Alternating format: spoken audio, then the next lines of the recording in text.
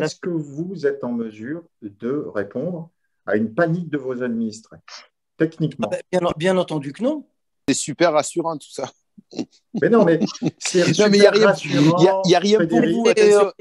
On n'est pas là pour rassurer, on est dans la Non, réalité. mais, non, On est là mais pour changer de société. On est là pour changer de société avec des citoyens conscients. J'adhère à 200%. Mais par contre, vous m'avez surpris par votre réponse parce que je m'attendais à ce que vous puissiez dire oui. Donc, ça veut dire qu'il y a des carences qui ne sont pas dépendantes de vous. Attendez ce que je veux dire. C'est que façon, dans les structures qui sont mises en place, ça ne fonctionne pas. C'est tout. Monsieur Macron avait dit dans je ne sais plus quel discours que de toute façon, les maires, alors il ne disait pas à l'époque qu'on l'emmerdait, mais enfin, ça voulait dire la même chose.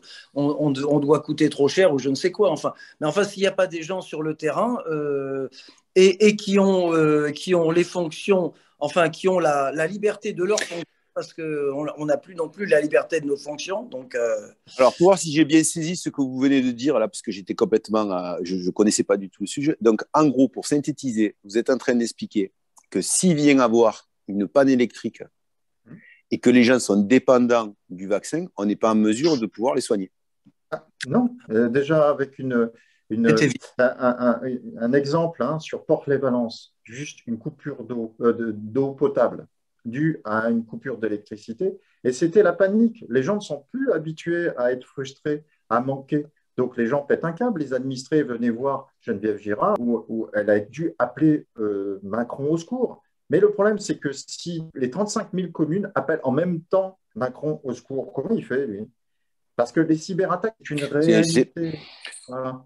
C'est stupéfiant ce que vous êtes en train de dire, parce que moi, je pensais sincèrement que la protection civile était en place. Enfin, alors, moi je sais qu'avant, dans d'autres entreprises, si j'avais un problème électrique, j'avais des groupes électrogènes de reprise, j'avais des alarmes pour en fait, dans l'industrie, on prévoit toujours le pire.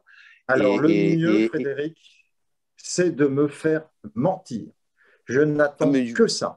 Que les 67 millions de Français aillent vérifier le DICRIM, ou alors, s'il n'y a pas de DICRIM dans la commune, ce n'est pas un problème.